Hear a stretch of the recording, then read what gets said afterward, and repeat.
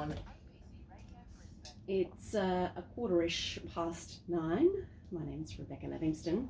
When you design a city, you think about where you want houses and hospitals, schools, the CBD, and as Brisbane grows, our dirt is in demand.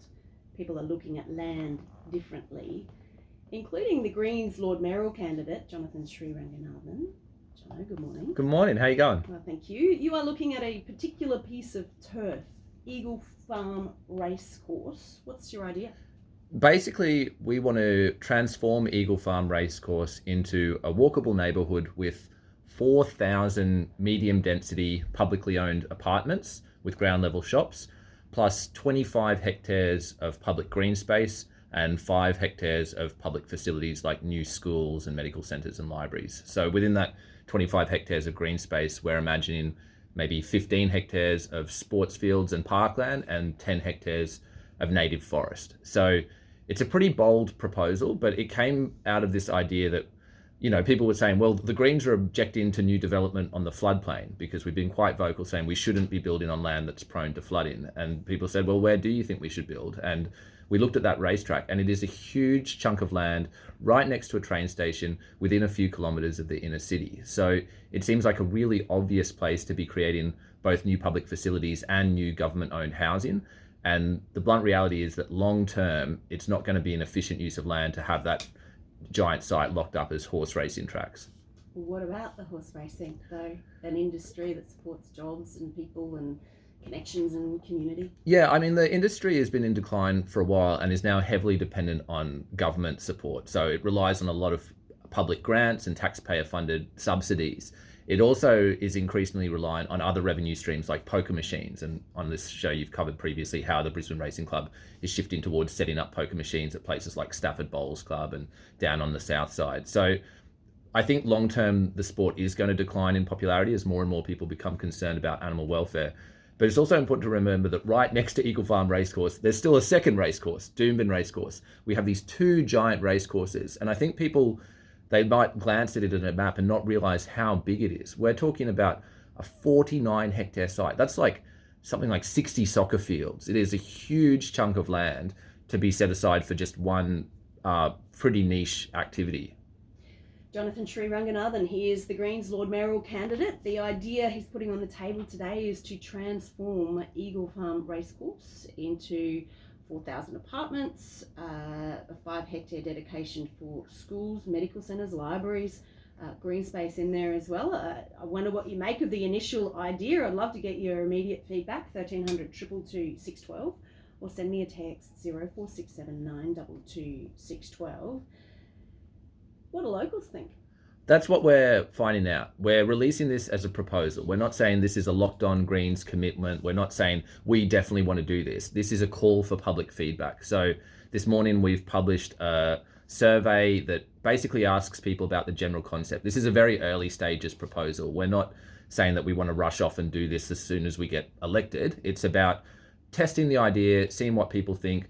The survey includes questions like, do you think we've got the mix right? Is 25 hectares of green space versus 10 hectares for housing the right balance? Should we have more green space or more land for housing? And we're also asking questions such as about the height limit. Is 5 stories too tall or about right or not high enough? And it's important to recognize that already Brisbane Racing Club has been approved and has started building, I think, 8 and 9 story high rises around the edge of the site. So originally Brisbane Racing Club got that land for free. It was stolen from Aboriginal people by the state government and granted for free to the racing industry. So they've never actually paid for the land to begin with. And it was granted to them on the understanding that it would only ever be used for horse racing.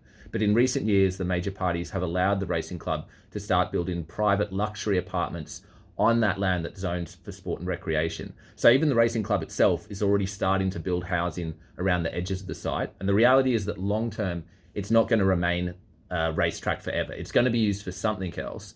And the Greens are saying that we would rather see it used for public green space and public schools and public housing rather than being sold off to the private sector, as is already happening. Yeah, so just go into a bit more detail on the kind of housing mix you would like to see there. Yeah, so we're very conscious of, we don't want to just house lots and lots of people with complex needs in one area. We want to have a mixed neighbourhood And so although all 4,000 apartments would remain publicly owned, we're imagining that around 2,000 of those would take people off the higher needs public housing waiting list. But the other 2,000 would be rented out to middle class residents, anyone who wants to live there.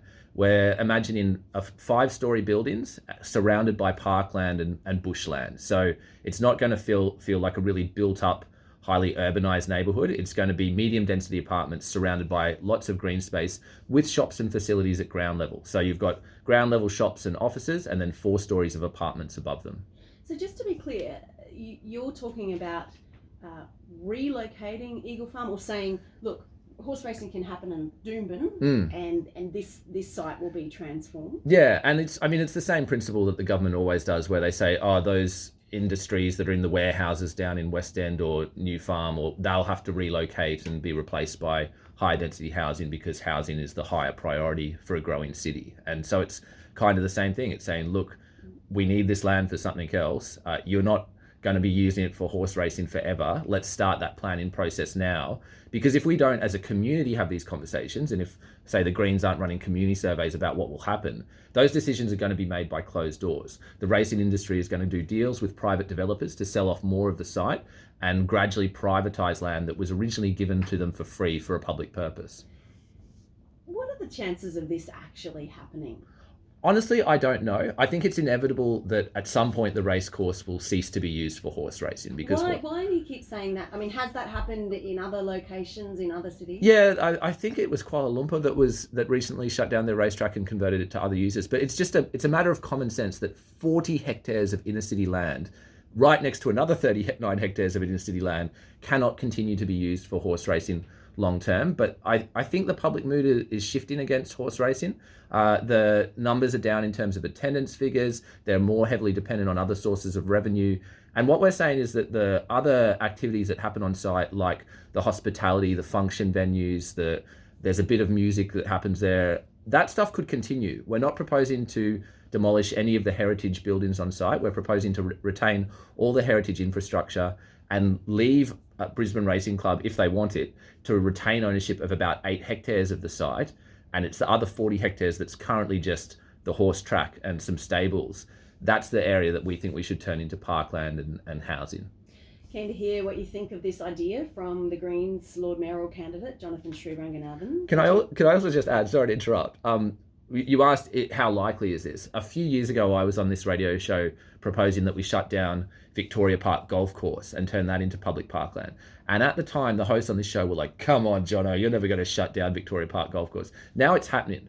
So often there's a pattern here where the Greens suggest these ideas and a few years later they start to materialise. Right, you saying was I the host of this? No, I think it was Steve Austin. But yeah, he was pretty incredulous at the time. He's like, you can't shut down the golf course. And now everyone's enjoying that parkland. In Melbourne, I understand there are some golf courses that have been transformed into housing. I'll have to have a look at that. But I would also be interested to see if anything else has changed in terms of race courses. But the main thing is to hear from locals this morning.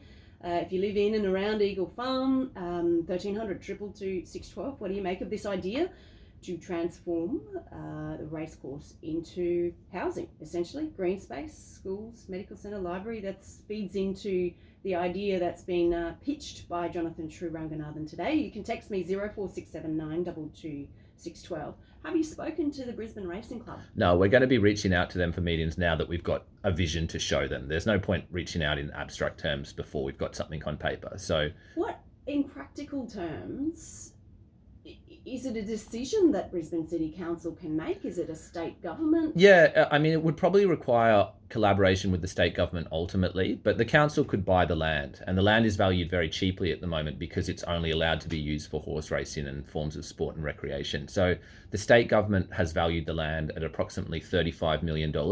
And given that the racing industry initially got the land for free, that's probably a good starting point for negotiation. They got the land for free. If we buy it for $35 million, then they're doing pretty well out of that deal. $35 million for 40 hectares is very cheap, yes. I mean, it doesn't sound like market value. No, it's well, be converted into housing. But that's not a realistic figure. It is market value at the moment because the land can only be used for horse racing according to the government conditions and the current zoning. So it's land that can't legally at the moment be developed upon for any other purpose unless someone does a dodgy deal behind closed doors. So the land value is not that high. Obviously, building the housing would cost a lot of money, and we want to get more feedback from the community before we start producing detailed costings and designs and anything like that. But this is a long-term vision, and an important piece of the puzzle here is that right now the state government is housing a lot of people and proposing to house a lot more people down at Hamilton North Shore.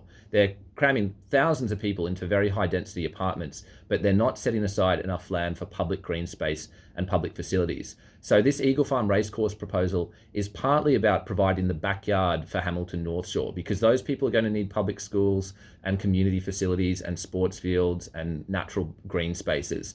If inner city apartment living is to be attractive and livable, we need to create those facilities close to where people live so that they don't have to drive right across the city just to go play soccer on the weekend. Chanel at Hendra says, I'm a local. Part of the reason we and so many moved here many years ago is that Hendra is a suburb with character and enormous history because of Eagle Farm. It gives our area a beautiful personality. The apartments being built currently are on the far periphery, close to Nudgee Road. 4,000 units is utterly ridiculous, and apart from the train station, the infrastructure won't cope. I'm a believer in affordable housing, but that's crazy. You lost my vote. Yeah, I think there's going to be a lot of people who will have questions about this. I encourage people to look at the proposal, because we're proposing to concentrate most of the apartments in the southwest corner, closer to the train station, and most of the northern end of the site would be revegetated as native forest and parkland. So most of the housing isn't going to be close to those existing homes on the northern side. But to be honest, 5 stories, medium density, and 25 hectares of public green space is a pretty good balance for an inner city neighbourhood. The long-term reality is that something is going to happen to that site. It's going to be developed in some form. So we might as well preserve most of it for parkland and green space rather than selling it off to private developers. Are you heading over there now? I am. I've got a press conference over there just after 10. Thanks for sharing your vision this morning. I'll let you know what people think. Yeah, can I give a plug for the survey we've got online at jonathansree.com/racetrack survey. Please jump online, let us know your thoughts. It's not a party political propaganda exercise. We genuinely want to know what the community thinks. We want to hear from people who aren't Green supporters. We want to know what you think of this idea. So jump online and check out the survey. Thanks. Starting to get some comments coming in. Vinny at Wollongong